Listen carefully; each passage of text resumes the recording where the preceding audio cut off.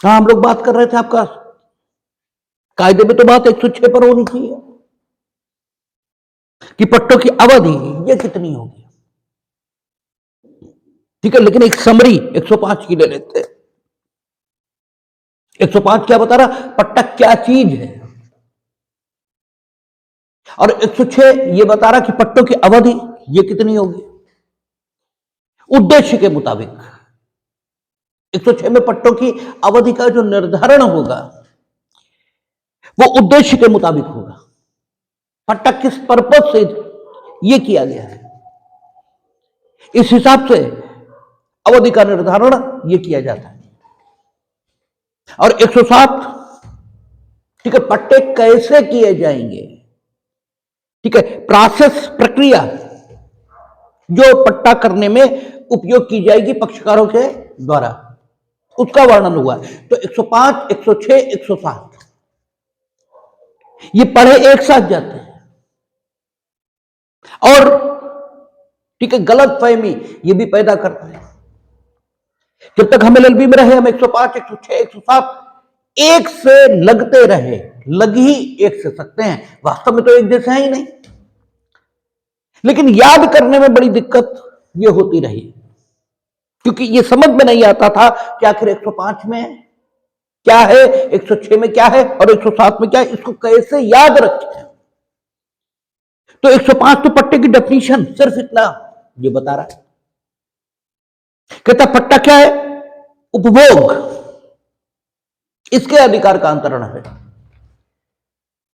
यानी संपत्ति, इसमें से उपभोग और कब्जा, क्योंकि बिना, ठीक है, कब्जे के अगर उपभोग दिया गया है तो वो लाइसेंस इसमें भी दिया जाएगा, और यही मुख्य अंतर लाइसेंस और कब्जे, ठीक है, आपका उसका पट्टे के बीच हो जाता है। पट्टा संपत्ति का अंतरण है, लाइसेंस या अनुज्ञप्ति संपत्ति का अंतरण नहीं है। ठीक है, ये प्रमुख अंतर है किसमें, लीज और लाइसेंस। लाइसेंस कहां डिफाइन कर रहा है, सेक्शन 52 इंडियन ईजमेंट एक्ट, और पट्टा 105 टीपीए। पट्टा संपत्ति का अंतरण है, जबकि अनुज्ञप्ति संपत्ति का अंतरण नहीं है, और चूंकि पट्टा संपत्ति का अंतरण है, इसलिए पट्टेदार की मृत्यु के, ठीक है, हो जाने पर या पट्टाकर्ता की मृत्यु हो जाने पर, ठीक है, पट्टे पर कोई असर नहीं आएगा। और चूंकि लाइसेंस संपत्ति का अंतरण नहीं है, इसलिए लाइसेंसर या लाइसेंसी यानी अनुज्ञप्ति दाता या अनुज्ञप्ति धारी, इसकी मृत्यु होने पर लाइसेंस का अंत यह हो जाएगा। पट्टा संपत्ति का अंतरण है, और जो संपत्ति का अंतरण है तो आप जानते हैं कि लाभ सक्सेशन है, जो मृतक की संपत्ति उसके उत्तराधिकारियों में निहित कर देती है। तो चूंकि पट्टा संपत्ति का अंतरण है, इसलिए पट्टाकर्ता या पट्टेदार, इसकी मृत्यु होने की दशा में संपत्ति ऑटोमेटिकली है, संपत्ति यानी वाहित जो पट्टे के प्रारूप में हुए संपत्ति के अंतरण में पट्टाकर्ता से पट्टेदार को पहुंचा है। यदि पट्टेदार की मृत्यु होती है तो वाहित उत्तराधिकार की विधि के मुताबिक पट्टेदार के उत्तराधिकारियों में निहित हो जाएगा। पट्टेदार, उसका उत्तराधिकार ये हिंदू विधि से शासित हो सकता है, ये मुस्लिम विधि से शासित हो सकता है, ये, ठीक है, इंडियन सक्सेशन एक्ट के प्रावधानों के मुताबिक शासित हो सकता है, जो भी उत्तराधिकार संबंधी विधि उस पर लागू होती हो उसके मुताबिक वह उसके उत्तराधिकारियों को चला जाएगा, लेकिन वो समाप्त नहीं हो सकता। लाइसेंस के साथ ये स्थिति नहीं है, क्योंकि लाइसेंस संपत्ति का अंतरण नहीं है। तीसरी चीज, पट्टा निश्चित अवधि का होता है, ठीक है, डेफिनेट पीरियड ये होगा, वो डेफिनेट पीरियड शाश्वत काल ये भी हो सकता है, लेकिन लाइसेंस ये निश्चित अवधि का हो भी सकता है और नहीं भी हो सकता है, और ये निश्चित अवधि का भी है तो भी किसी भी समय समाप्त तो ये किया जा सकता है। यद्यपि जहां लाइसेंस प्रदान किया जाता है यानी इंडियन ईजमेंट एक्ट, वहां यह अवश्य लिखा है कि अगर लाइसेंस निश्चित अवधि के लिए दिया गया है और लाइसेंसी ने उस निश्चित अवधि के लाइसेंस के आधार पर कोई काम ये शुरू कर दिया है, तो फिर लाइसेंस के खत्म करने से लाइसेंसी को जो नुकसान होगा उसकी प्रतिपूर्ति लाइसेंसर को अवश्य करनी होगी। ये ठीक है, लेकिन इसके बाद भी लाइसेंस खत्म कभी भी हो जाएगा, जबकि पट्टे के साथ ये स्थिति नहीं हो सकती। तो तीन प्रमुख अंतर निकला है। और चौथा प्रमुख अंतर, चूंकि पट्टा संपत्ति है इसलिए पट्टेदार या पट्टाकर्ता, ठीक है, पट्टेदार यानी पट्टाग्रस्त संपत्ति में पट्टेदार का जो हित है उसमें किसी अजनबी के द्वारा कोई हस्तक्षेप किए जाने की दशा में पट्टेदार, ठीक है, संपत्ति के धारक के समान, ठीक है, उस अजनबी के विरुद्ध विधिक कार्यवाही को अमल में ला सकता है। उसे पट्टाकर्ता की कोई जरूरत नहीं, यद्यपि उसके पास सिर्फ कब्जा और उपभोग यही है, इसके अलावा नहीं है। इसके अलावा सारी संपत्ति किसके पास है? पट्टाकर्ता के पास। वो पट्टाकर्ता से निवेदन ये भी कर सकता है या पट्टाकर्ता स्वयं अजनबी के द्वारा हस्तक्षेप किए जाने की दशा में अजनबी के विरुद्ध वाद का प्रस्तुतिकरण करके उसे उसके हस्तक्षेप से रोक सकता है। लेकिन पट्टेदार स्वयं भी ऐसा कर सकता है, क्योंकि वो संपत्ति में एक हित का अंतरण होने के कारण, ठीक है, संपत्ति का अंतरण ये माना जाएगा। कब्जा और उपभोग इसका हित ये तो अंतरित हुआ है, और सेक्शन 5 टीपीए ये कह रहा है कि अगर एक भी हित ये ट्रांसफर हो गया तो वो संपत्ति का अंतरण ये कहलाएगा। इसलिए पट्टा संपत्ति का अंतरण है, लाइसेंस संपत्ति का अंतरण नहीं है। क्योंकि लाइसेंस सेक्शन 52 हमने कई बार चर्चा की, लाइसेंस कहते किसको? जब आप अपनी भूमि पर, अपनी अचल संपत्ति पर किसी को कोई काम करने की अनुमति दे देते हैं। आपने सिर्फ अनुमति दी है किसी काम को करने की अपनी संपत्ति पर, और यदि आप अनुमति न देते हैं तो वो काम आपकी भूमि पर किया जाना कानून के दृष्टिकोण से अवैध माना जाता। अगर ये स्थिति है तो आपके द्वारा दी गई अनुमति लाइसेंस का नाम ये धारण कर लेती है। कानून में उस अनुमति को लाइसेंस इस नाम से जाना जाता है। तो लाइसेंस सिर्फ अनुमति है, इट इज मियर परमिशन, जबकि पट्टा संपत्ति का अंतरण है। पट्टा निश्चित अवधि के लिए है, लाइसेंस निश्चित अवधि के लिए हो सकता है और नहीं भी हो सकता। और पट्टा निश्चित अवधि इसका होने के कारण उस निश्चित अवधि से पूर्व समाप्त ही नहीं किया जा सकता। यानी समाप्त ही नहीं किया जा सकता कहने का अर्थ यह है कि अगर पट्टे पर जो भूमि दी गई है तो पट्टे की शर्तों का अपालन होने की दशा में बात अलग है। यदि पट्टे की शर्तों का पालन होता रहे तो निश्चित अवधि से पूर्व पट्टाग्रस्त संपत्ति का, ठीक है, पट्टाग्रस्त संपत्ति से पट्टेदार को बेदखल करना यह पट्टाकर्ता के बस की बात नहीं है। जबकि लाइसेंस के साथ यह नहीं है,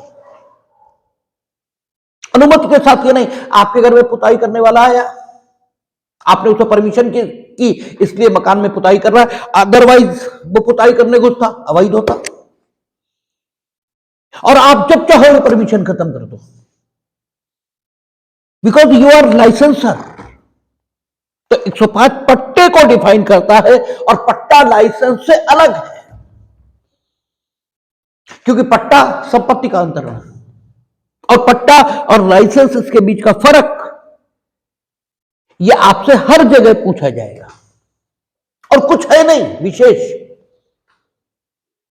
एक ही बात ध्यान रखनी, पट्टा संपत्ति का अंतरण है, लाइसेंस संपत्ति का अंतरण नहीं है। तो संपत्ति के अंतरण के जो कॉन्सिक्वेंसेस हैं, जो परिणाम है, वो पट्टे की दशा में दिखाई देंगे, लाइसेंस की दशा में नहीं दिखाई देंगे। बस इतनी सी तो बात है।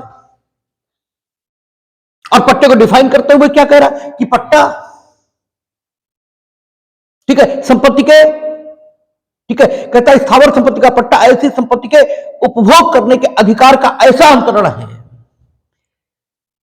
जो निश्चित अवधि के लिए या शाश्वत काल के लिए किसी कीमत जो दी गई है या जिसको देने का वचन दिया गया है, फसलों या सेवा के अंश, फसलों के अंश या सेवा या किसी अन्य मूल्यवान वस्तु के जो कालावधीय रूप से या विनिर्दिष्ट अवसरों पर दी गई है अंतरति द्वारा, ठीक है, अंतरक को, अंतरति द्वारा, ठीक है, अंतरक को दी गई है, ठीक है, और उस प्रतिफल के बदले उसने उस संपत्ति को प्रतिग्रहित यानी धारण ये कर रखा है। तो पट्टा अगर की जो डेफिनेशन है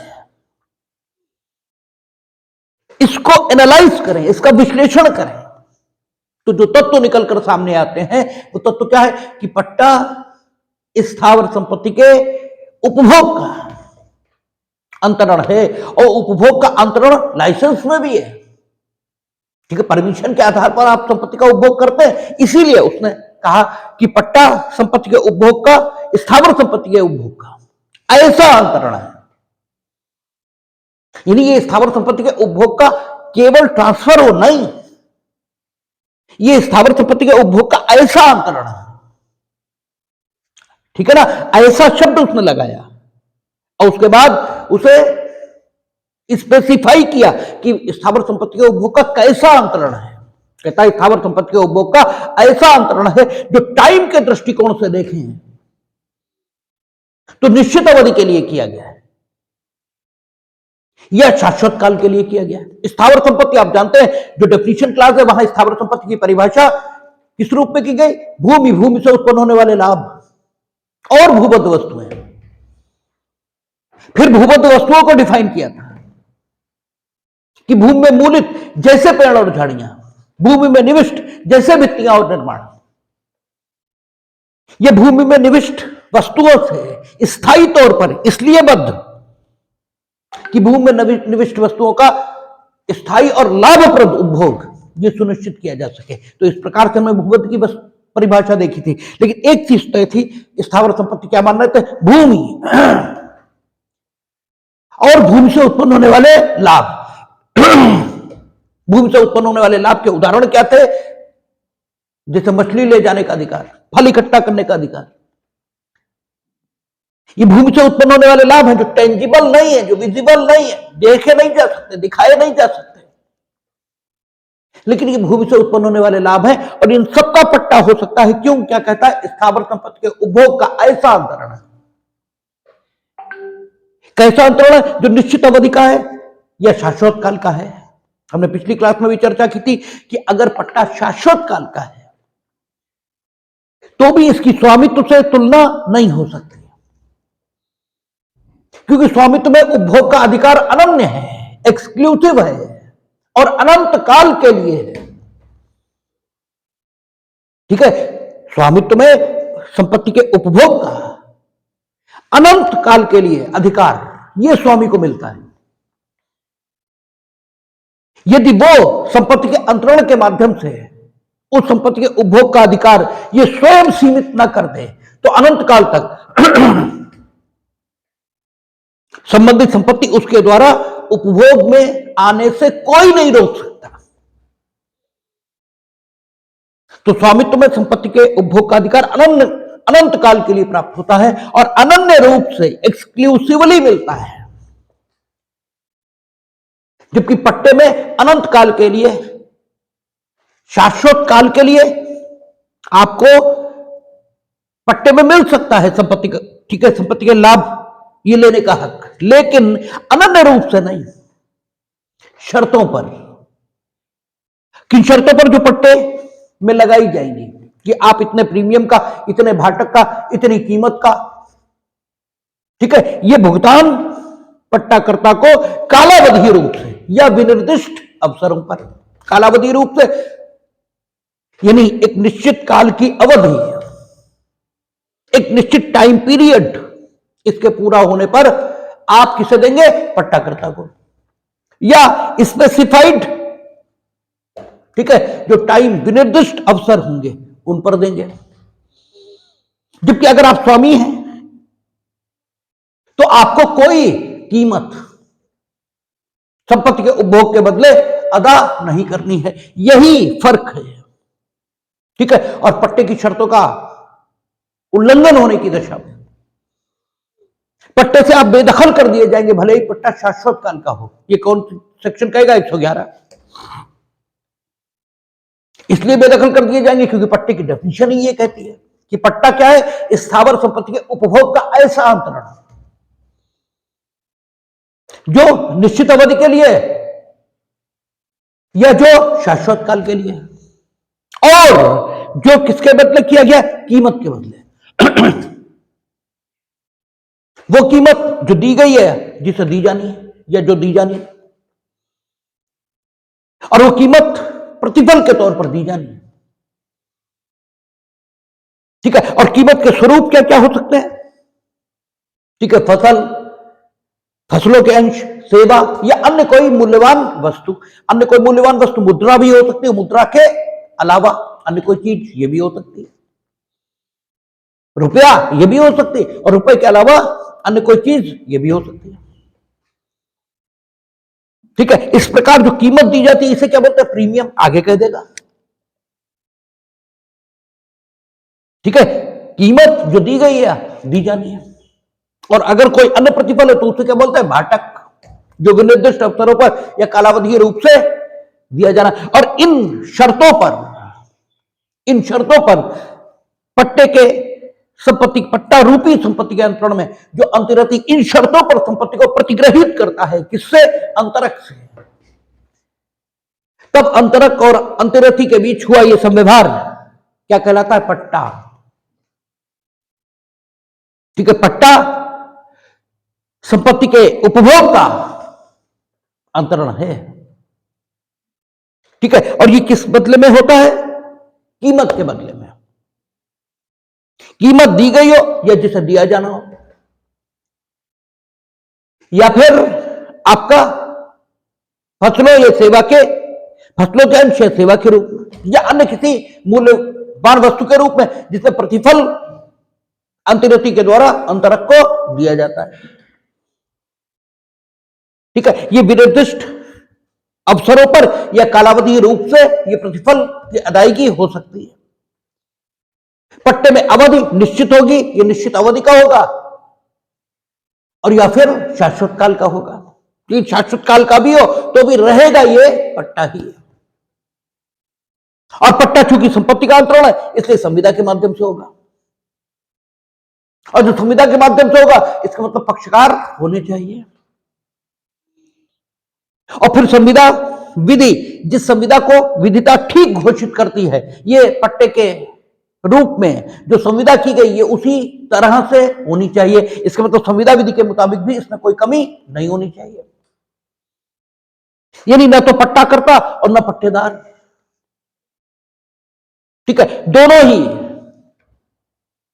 अवयस्क नहीं होने चाहिए, ठीक है। क्योंकि पट्टेदार पर दायित्व का अधिरोपण यह होता है, उसे कीमत या प्रीमियम ये देना है, इसलिए अवयस्क पर दायित्व का अधिरोपण किए नहीं जा सकता। इसलिए अवयस्क के पक्ष में अगर पट्टा किया गया शून्य है। पट्टाकर्ता अवयस्क है, वो अपने हित, ठीक है, हित पर पड़ने वाले प्रभाव को नहीं समझ सकता, आप वो भी नहीं करेंगे। यानी अवयस्क अगर पट्टा कर रहा है तो शून्य। हां, अवयस्क की संपत्ति का पट्टा, उसका गार्जियन जो न्यायालय द्वारा अपॉइंटेड है वो कर सकता है, क्योंकि पट्टा संपत्ति के प्रबंध के ठीक है, अंतर्गत ये किया जाता है क्योंकि पट्टे से अंततः पट्टाकर्ता को कीमत, ठीक है, जो प्रीमियम के रूप में होगी या भाटक के रूप में होगी वो प्राप्त होगी। इसलिए लाभदायक अंतरण तो है ही है। इसलिए प्रबंध के जो अधिकार संरक्षक के पास होते हैं, अवयस के उन अधिकारों के उपयोग में वह संपत्ति का पट्टा यह भी कर सकता है।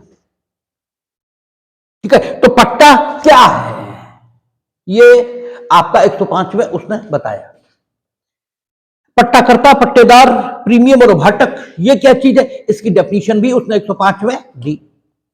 उसने कहा वह अंतरक पट्टाकर्ता कहलाता है। वह अंतरक कौन, जो कीमत के बदले उपभोग के अधिकार का शाश्वत काल के लिए या निश्चित अवधि के लिए अंतरण करता है, वह व्यक्ति अंतरक कहलाता है। जिसे कीमत या भाटक विनिर्दिष्ट अवसरों पर या कालावधि रूप से प्राप्त होनी है, वह अंतरक पट्टाकर्ता कहलाता है। और वह अंतरति पट्टेदार कहलाता है। कौन सा अंतरति, जो इन शर्तों पर कि निश्चित अवधि के लिए या शाश्वत काल के लिए संपत्ति के उपभोग का अधिकार व कीमत के बदले जो दी गई है, जिसे दिया जाना है, या फसलों के अंश या सेवा के या अन्य किसी मूल्यवान वस्तु के बदले प्रतिग्रहित करता है, ये अंतरति क्या कहलाता है, पट्टेदार। वह कीमत प्रीमियम कहलाती है। और इस प्रकार देय करणीय, इस प्रकार देय या करणीय धन, करणीय यानी सेवा, ठीक है, इस प्रकार देय या करणीय धन, अंश, सेवा या अन्य वस्तु भाटक कहलाती है। इस प्रकार यानी विनिर्दिष्ट अवसरों पर या कालावधि रूप से। ये आपका 105 डेफिनेशन देता है। 106 ये बताएगा पट्टों की अवधि। अच्छा, एक चीज और समझ रहे हैं कि निश्चित अवधि, इसके लिए पट्टा ये दिया गया, ठीक है। तो निश्चित अवधि मान लीजिए खत्म हो गए और पट्टेदार फिर भी पट्टाग्रस्त संपत्ति में बना हुआ है, लेकिन निश्चित अवधि खत्म कर दी गई क्योंकि आपने शर्तों का उल्लंघन किया। ये एक बात हुई। तब तो आप अतिचारी हो गए, ट्रेसपासर हो गए। जिस दिन पट्टे की शर्तों के उल्लंघन के कारण आपका पट्टा खत्म कर दिया गया, उस दिन तो आप ट्रेसपासर ये हो गए। लेकिन पट्टे की शर्तों का उल्लंघन ये आपने नहीं किया। आप लगातार पट्टे की शर्तों का पालन ये करते रहे, किंतु चूंकि पट्टा निश्चित अवधि का था, समाप्त हो गया। समाप्त हो गया मीनिंग देर में कैसे समाप्त हो गया, अवधि के बीत जाने के कारण। इसके बाद फिर भी पट्टा चलता रहा। न पट्टाकर्ता ने कोई आपत्ति की, न पट्टेदार ने कोई आपत्ति की, और उन्हीं शर्तों के मुताबिक चलता रहा जिन शर्तों के मुताबिक वह निश्चित, ठीक है, अवधि में चल रहा था। अब आपका पट्टा कैसा है, ठीक है, कानूनी तौर पर क्या इसको पट्टा माना जाए? इसको भी पट्टा मानते हैं, इसको भी पट्टा मानेंगे। इस दशा में पट्टेदार अतिचारी नहीं समझा जाएगा। और अब ये जो पट्टा चल रहा है,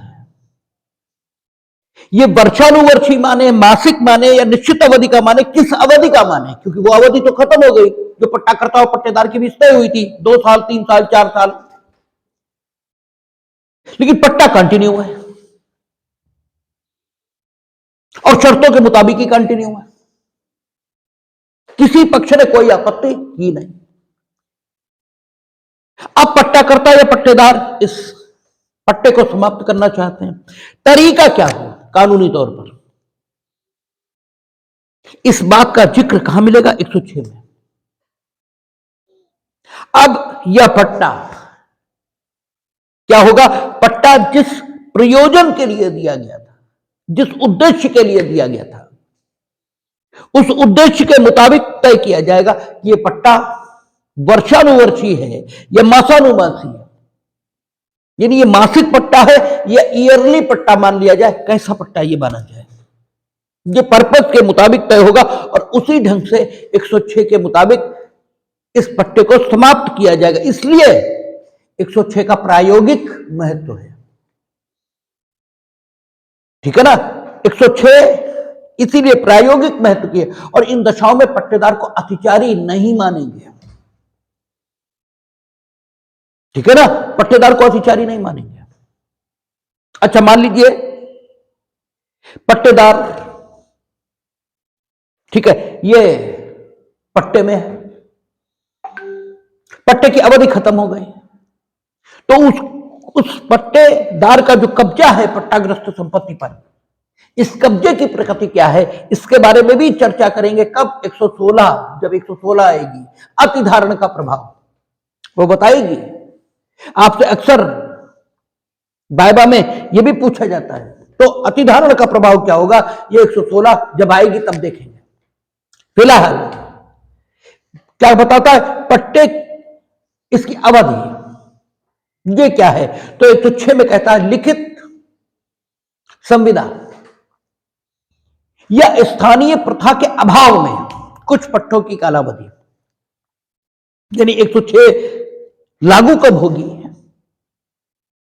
जब पट्टों की अवधि है, इसे निर्धारित करने के विषय में संविदा में भी कुछ न लिखा हो और कोई लोकल कस्टम या यूसेज ये भी ना हो, कोई स्थानीय प्रथा ये भी ना हो, तब 106 ये काम में आएगी। संविदा में लिखा था 5 साल, 5 साल बीत गए, पट्टे की शर्तों का उल्लंघन हुआ ही नहीं, पट्टेदार आज भी पट्टाग्रस्त संपत्ति में बना हुआ है और पट्टाकर्ता कीमत, प्रीमियम, भाटक जो भी है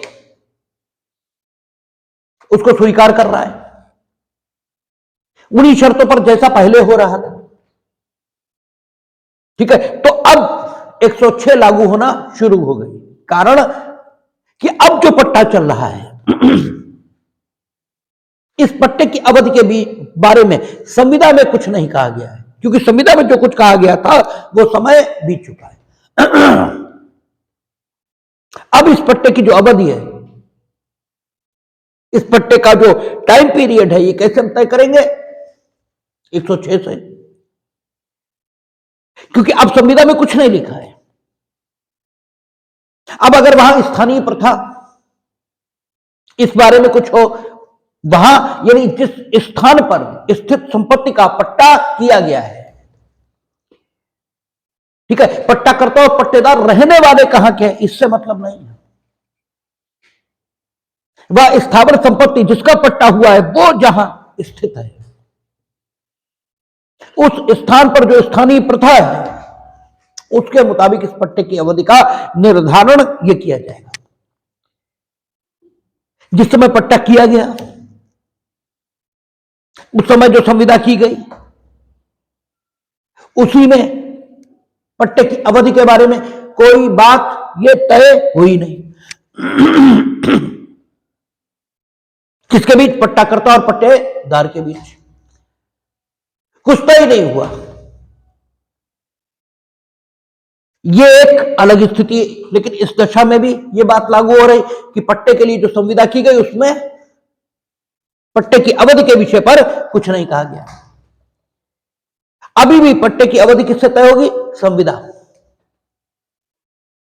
ठीक है। संविदा के न होने की दशा में स्थानीय प्रथा या, ठीक है, जो कुछ 106 में लिखा है उसके मुताबिक। अगर स्थानीय प्रथा भी है और 106 में भी कुछ लिखा है तो स्थानीय प्रथा के मुताबिक तय होगा। क्यों? क्योंकि संविदा या स्थानीय प्रथा इनके अभाव में 106, अगर स्थानीय प्रथा भी ना हो तो फिर, ठीक है, 106 ये लागू हो जाएगी। और 106 क्या कह रही है कि तत्त प्रतिकूल संविदा या स्थानीय विधि या प्रथा न हो। तो ये तो पहले ही बात हो गई कि अगर कोई विपरीत संविदा है, स्थानीय प्रथा है या कानून है तो पट्टों की अवधि फिर उससे तय होगी। अगर तत्प्रतिकूल संविदा है तो सबसे पहले संविदा से तय होगी। ठीक है, संविदा जो कुछ कह रही है उसके मुताबिक कि जिस अवधि के लिए हम लोग पट्टा कर रहे हैं, इस अवधि का समापन होने के बाद भी यदि पट्टा चालू रहता है तो इन शर्तों पर चालू रहेगा। तो सबसे पहले तत्प्रतिकूल संविदा, उसके आधार पर वो ना हो तो स्थानीय विधि, ठीक है, और वो भी ना हो तो प्रथा। ये तीनों नहीं है तब 106, क्योंकि कहता तत्प्रतिकूल संविदा या स्थानीय विधि या प्रथा न हो तो कृषि या विनिर्माण के प्रयोजनों के लिए, उसने कहा कृषि या विनिर्माण के प्रयोजनों के लिए, इसके मतलब कृषि नहीं, कृषि के प्रयोजनों के लिए, और विनिर्माण नहीं, विनिर्माण के प्रयोजनों के लिए अगर कोई पट्टा किया जाता है तो वो वर्षानुवर्षी समझा जाएगा, और अन्य प्रकार के पट्टे मासानुमासी। प्रयोजनों शब्द का प्रयोग किया उसने। जैसे उसने ये नहीं कहा था सेक्शन 9 सीपीसी में कि सिविल वादों का संज्ञान ये सिविल कोर्ट के द्वारा लिया जाएगा। उसने क्या कहा था, सिविल प्रकृति के वादों का, ठीक है, सिविल नेचर सूट ये सिविल कोर्ट के द्वारा संज्ञान के योग्य होंगे। और जैसे उसने कहा सिविल नेचर के सूट, इसका मतलब क्या हो गया था, इसका मतलब यह हो गया था कि सिविल सूट इनका संज्ञान तो, ठीक है, सिविल न्यायालय द्वारा होगा ही। वे मामले भी जो शुद्ध सिविल मामले नहीं है, लेकिन उन मामलों में विचारणीय मुख्य प्रश्न, ठीक है, वो सिविल न्यायालय द्वारा संज्ञान के योग्य है। किसी भी मामले में कई प्रश्न, ठीक है, न्यायालय के विचार के लिए उत्पन्न हो सकते हैं, और अगर किसी मामले में मुख्य प्रश्न ये सिविल न्यायालय द्वारा संज्ञान के योग्य है, तो भले ही उस मामले में वादग्रस्त सारे प्रश्न ये सिविल न्यायालय द्वारा संज्ञान के योग्य न भी हो, तो भी उस मामले पर संज्ञान सिविल न्यायालय के द्वारा ये लिया जाएगा। क्यों? क्योंकि सेक्शन 9 जो सिविल कोर्ट को अधिकारिता देता है, जो डिक्शन देता है, वो सिविल सूट का संज्ञान लेने की अधिकारिता नहीं देता, वो सिविल नेचर सूट इसका संज्ञान लेने की अधिकारिता देता है। और एक चीज खूब समझ लें, सिविल नेचर क्या होता है, इस पर किसी बेवकूफ की सलाह कभी न लें, वो आपको मिसगाइड करेगा, उसे खुद कुछ नहीं मालूम होगा, और कहीं का ईंट कहीं का रोड़ा, भानुमती ने कुनबा जोड़ा, इस स्टाइल में आपको कुछ भी बता देगा। ठीक है, और विशेषकर, ठीक है, आप जब ऐसे ही लोगों से मिल जाएंगे जो वकील वेशधारी लोग हैं, इनफैक्ट वकील तो वो है जो कानून को जानता है, ये जो ये बता सकता है कि न्यायालय में जो कुछ हो रहा है वो क्यों हो रहा है, क्योंकि वकील वो नहीं है जो ये बता सके कि न्यायालय में आगे क्या होगा, क्योंकि किसी प्रोसीडिंग में आगे क्या होगा ये तो न्यायालय के कर्मचारी वो भी जानते होते हैं, वो भी बता देंगे अभी ये होगा और वही होगा,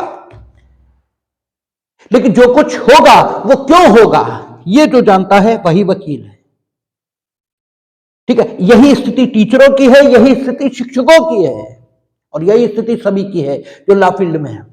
इसलिए सिविल नेचर सूट ये ठीक आदमी से ही समझिएगा, या ठीक किताब से समझिएगा, ठीक किताब से भी समझिएगा, ये महत्वपूर्ण बात है।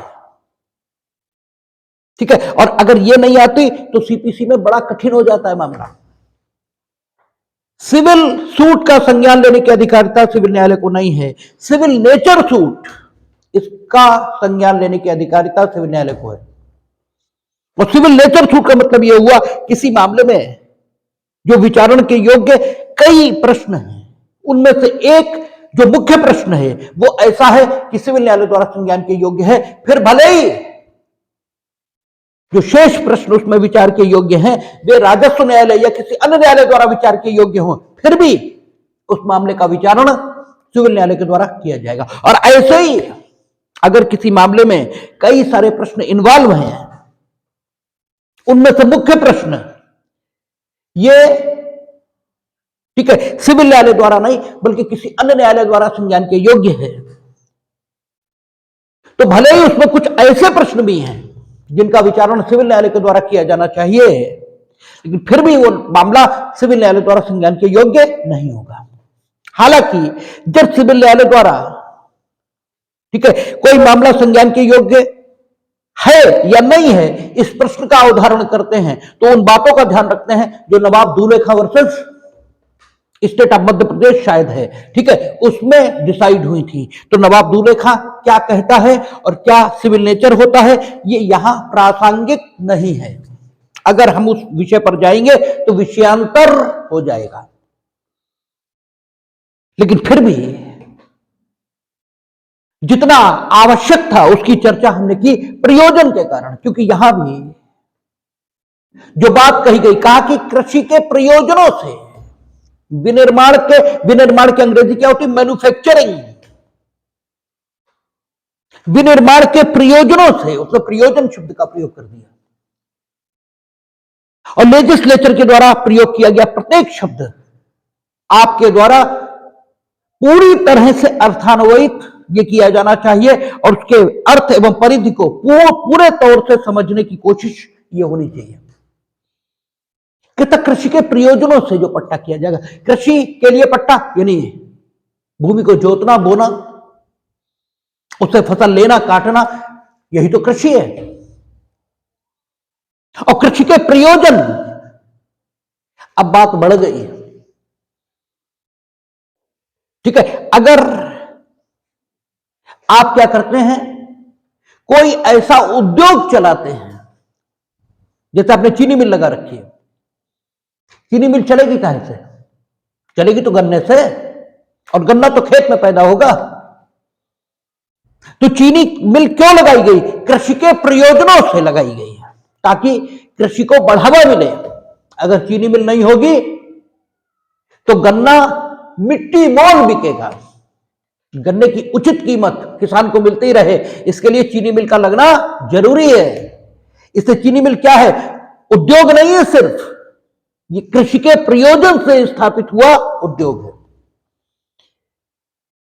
ठीक है। आपका फर्टिलाइजर इंडस्ट्री क्या है? फर्टिलाइजर इंडस्ट्री कृषि के प्रयोजनों से स्थापित हुई इंडस्ट्री है। अब आपने खाद, ठीक है, उत्पादित करने के लिए, यद्यपि यहां विनिर्माण का प्रयोजन भी आ गया, यहां तो विनिर्माण का भी प्रयोजन आ गया, यहां तो दोनों आ गए, कृषि का प्रयोजन भी आ गया और विनिर्माण का प्रयोजन ये भी आ गया। आपने खेत में उत्पादित होने वाली फसल, उसे, ठीक है, क्योंकि फसल उत्पादित होती है तो उसकी कटाई होगी, और कटाई होकर ऐसा तो होगा नहीं एक बंडल काटा और फिर घर पहुंचा गए, फिर दूसरा बंडल काटा फिर घर पहुंचा गए, ये तो होगा नहीं। जब सारी फसल कट जाएगी फिर आप घर लाएंगे, ठीक है ना, और सारी फसल कटने में टाइम लगेगा, वो टाइम कई दिनों का हो सकता है, ठीक है। तो आपने एक बंडल जब काटा वो कहां रखे? हालांकि किसान खेत में ही डाले रखते हैं, लेकिन फिर उठाकर कहीं किसी स्थान पर रखते भी, जिसे खलिहान कहा जाता है, ठीक है। तो खलिहान के रूप में प्रयोग करने के लिए आपने एक भूमि पट्टे पर ले ली, तो वो कृषि के प्रयोजनों से ली गई भूमि है, ठीक है ना। जो आपने खलिहान के लिए पट्टे पर ले ली, कैसी है? कृषि के प्रयोजनों से, बीज बेचने के लिए, बीज को सुरक्षित रखने के लिए, कृषि के प्रयोजनों से, ठीक है ना। ऐसे ही for the purpose of manufacturing, for the purpose of agriculture, not for agriculture, not for manufacturing, जो पट्टे किए जाएंगे वे वर्षानुवर्षी समझे जाएंगे। यदि उन पट्टों को किए जाने वाले पट्टा विलेख में पट्टे की अवधि के संबंध में कुछ उल्लेख नहीं है तो, या उस स्थान पर जो विधि पट्टों के संबंध में, यह जो प्रथा पट्टों के संबंध में प्रचलन में है, उसमें कुछ अलग नहीं दिया गया है तो, कहता कृषि और विनिर्माण के प्रयोजनों से जो पट्टे दिए जाएंगे वे संविदा विधि या तत्प्रतिकूल संविदा, तत्प्रतिकूल विधि, तत्प्रतिकूल प्रथा इसके अभाव में वर्षानुवर्षी समझे जाएंगे। कहता है तत्प्रतिकूल संविदा या स्थानीय विधि या प्रथा न हो तो कृषि या विनिर्माण के प्रयोजनों के लिए स्थावर संपत्ति का पट्टा ऐसा वर्षानुवर्षी पट्टा समझा जाएगा जो या तो पट्टाकर्ता या पट्टेदार द्वारा 6 मास की सूचना द्वारा परवसेय है। परवसेय यानी रिवोक, अंग्रेजी शब्द आता रिवोक यानी खत्म करना। यानी अगर पट्टा कैसा है, कृषि के प्रयोजनों से, for the purpose of manufacturing ये दिया गया। अच्छा, मैन्युफैक्चरिंग क्या चीज है? मैन्युफैक्चरिंग तब माना जाएगा क्योंकि आप ये भी चर्चा, ये भी झगड़ा कई बार होगा कि मैन्युफैक्चरिंग के पर्पज से पट्टा दिया गया या नहीं दिया गया।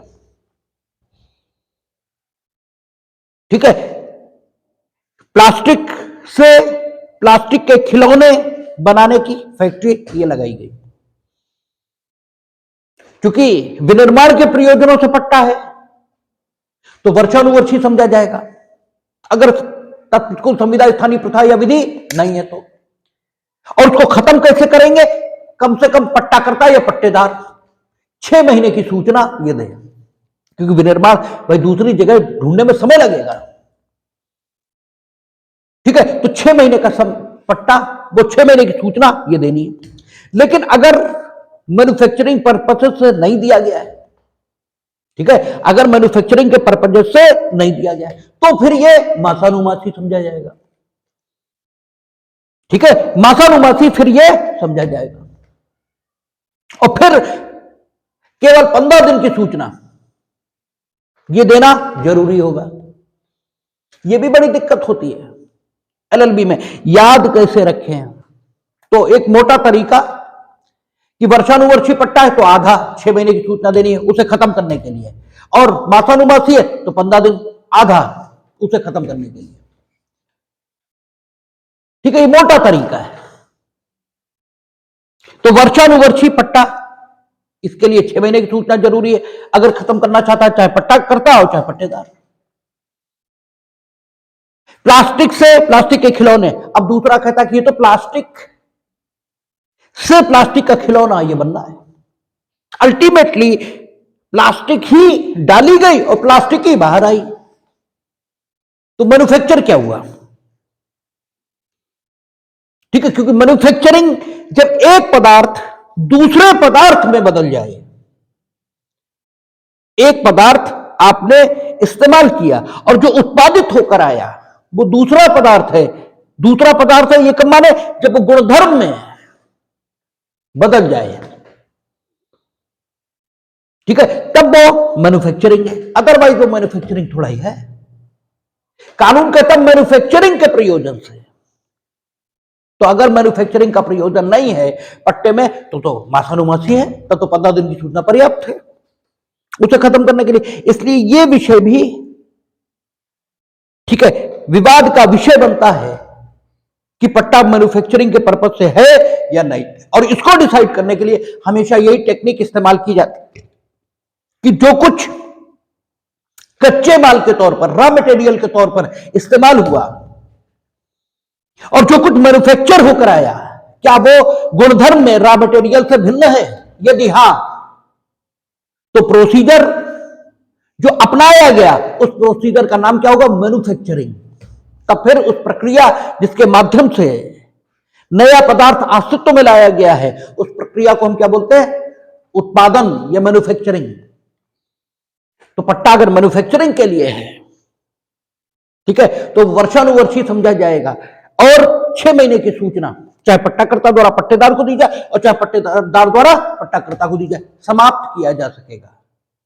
और शेष पट्टे मासानुमासी। अच्छा, मान लीजिए वर्षानुवर्षी है, यह मासानुमासी है, तो क्या प्रत्येक मास की अवधि समाप्ति पर वो पट्टा खत्म हो गया है और फिर जब अगला साल शुरू हुआ तो फिर नया पट्टा हुआ है, यह माना जाएगा कानून के पॉइंट ऑफ व्यू से?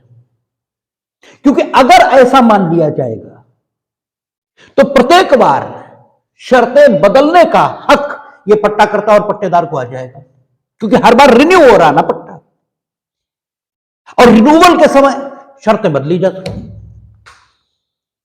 ठीक है ना? क्या यह माना जाए?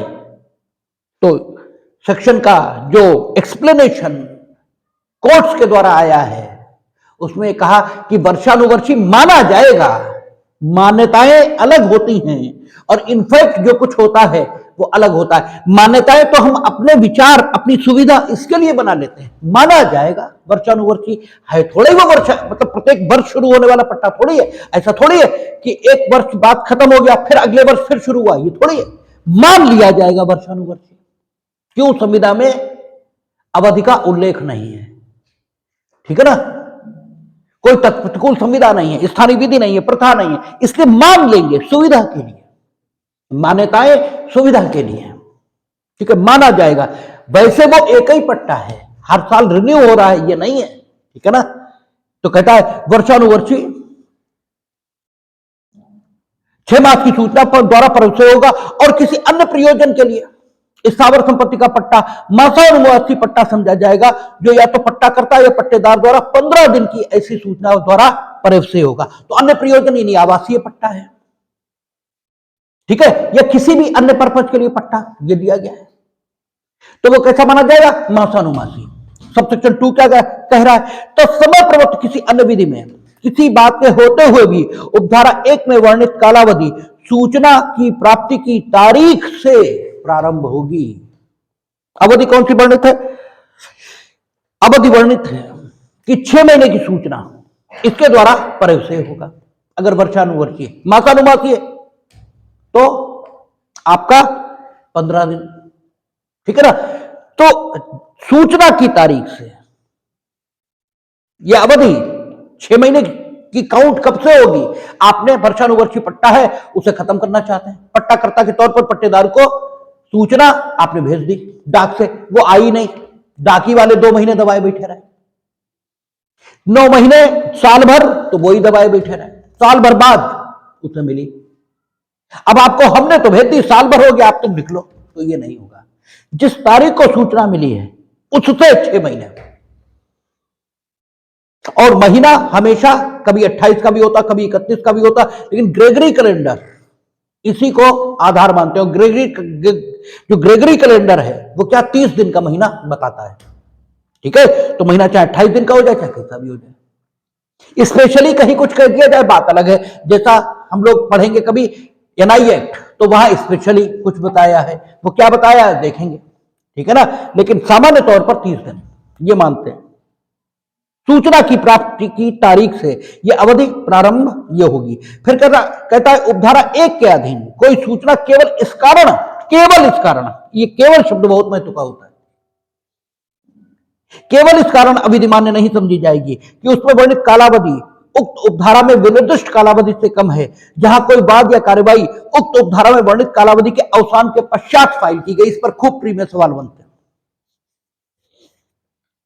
वर्षानुवर्षी पट्टा है, मासानुवर्षी पट्टा है, आपको उसे समाप्त करने के लिए जो सूचना देनी थी, कितने दिन की देनी थी? 6 महीने या 15 दिन की, यही तो देनी थी। सूचना की तारीख से उस अवधि की गणना ये शुरू होनी है। आपने जो सूचना दी, सूचना का अर्थ क्या होता है? नोटिस लिखित और ओरल दोनों होते हैं, लेकिन यहां लिखित सूचना ये शायद आगे उन्होंने कही है, हाँ ठीक है, ठीक है, शायद ओरल भी अभी देख लेंगे, जैसा भी होगा, ठीक है। सूचना का मतलब है नोटिस, ये आप देंगे। आपने जो नोटिस दिया इनफैक्ट वो 6 महीने से कम अवधि का दिया, आपने कहा 2 महीने में कृषि और विनिर्माण की परियोजना से पट्टा था, आपने कहा खाली कर दो। वहां 15 दिन का था अन्य परियोजनाओं से, आपने कहा 7 दिन में खाली कर दो। लेकिन इनफैक्ट जो प्रोसीडिंग आपने फाइल की, जब उसने खाली नहीं किया, फिर आपने उसे बेदखल करने के लिए, ठीक है, सेक्शन 5 एसआरए में, वहीं लाएंगे आप, ठीक है, सेक्शन 5 एसआरए में जो मुकदमा फाइल किया रिकवरी ऑफ पोजीशन के लिए, वो वाकई में उसी अवधि के बाद फाइल किया जो अवधि, ठीक है, सूचना में वर्णित होनी चाहिए, अर्थात 6 महीने या 15 दिन। मुकदमा आप उतनी अवधि के बाद ही लाए जितनी अवधि के बाद मुकदमा लाना चाहिए था आपको पट्टे के समाप्त हो जाने पर बेदखल करने के लिए, उतनी अवधि के बाद ही लाए। बस सूचना में कम अवधि का उल्लेख ये कर गए आप, ज्यादा का कर गए तो कोई दिक्कत नहीं, कम का नहीं हो सकता, ठीक है, कम अवधि का आप उल्लेख कर गए तो इस बात से कोई अंतर नहीं पड़ता, ठीक है। आपने कम अवधि दी लेकिन ये लिखित पढ़त में कम दी, इनफैक्ट तो उतनी ही दी जितनी देनी चाहिए थी, तो फिर इससे कोई अंतर नहीं पड़ता, ठीक है ना। ये आपका सबसेक्शन 3 में लिखा है। सबसेक्शन 4 क्या कहता है? उपधारा 1 के अधीन प्रत्येक सूचना लेखबद्ध, हाँ ठीक है, लिखित सूचना आ गई, ओरल नहीं, लिखित सूचना दी जाएगी। कहता है उपधारा 1 के अधीन प्रत्येक सूचना लेखबद्ध और उसे देने वाले व्यक्ति द्वारा या उसकी ओर से हस्ताक्षरित होगी। तभी वकील लोग भी दे देते हैं सूचना कि आपका पट्टा खत्म कर दिया गया है, आपकी लीज आप खाली कर दें। क्यों? या तो उस व्यक्ति के द्वारा जो पट्टेदार या पट्टाकर्ता की हैसियत में, या तो उसके द्वारा या उसकी ओर से लेखबद्ध और हस्ताक्षरित रूप में दी जानी चाहिए। और उस पक्षकार को उसके द्वारा, जिसे उसके द्वारा आबद्ध करना आशयित है, यानी पट्टाकर्ता दे रहा है तो पट्टेदार को, पट्टेदार दे रहा है तो पट्टाकर्ता को, ठीक है ना। आशयित है, या तो डाक द्वारा भेजी जाएगी, या तो आप डाक द्वारा भेजें, या स्वयं उस पक्षकार को या उसके कुटुंबियों या नौकरों में से किसी एक को उसके निवास पर निविदत की जाएगी, यानी दी जाएगी। अब वो निविदत लेना तो उसके हाथ में है, नहीं ली तो निविदान तो हो ही गया, टेंडर तो हो ही गया, स्वीकार भी कर लिया तो परिधान भी हो गया, निविदान प्लस परिधान दोनों हो गए, ठीक है। तो निविदत करना चूंकि आपके हाथ में, वो तो आप करेंगे, ठीक है, बाकी लेना ना लेना उनकी बात है।